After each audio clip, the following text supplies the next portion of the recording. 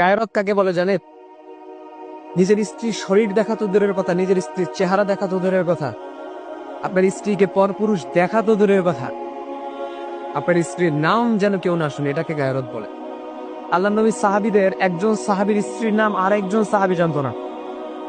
চেহারা তো দেখা দূরের কথা, নিজের গঠন, শরীরের গঠন দেখা তো দূরের কথা, একজন সাহাবীর স্ত্রীর নাম অপর সাহাবী দেখতো, অপর সাহাবী জানতো না, তাকে দেখতো না। তো এটাকে বলে গায়রত। আপনার স্ত্রীকে আপনি সাবধানতার সাথে পর্দার সহিত আপনি রাখবেন, এটাকে গায়রত বলা হয়। আপনি এমন জীবন সঙ্গী বেছে নিবেন যে জীবন সঙ্গী খাদিজা রাদিয়াল্লাহু তাআলা আনহার চরিত্রের সাথে মিলে, যে জীবন সঙ্গী খাদিজা রাদিয়াল্লাহু তাআলা আনহার মতো হাজার কষ্টের পরেও আপনার সঙ্গে থাকবে।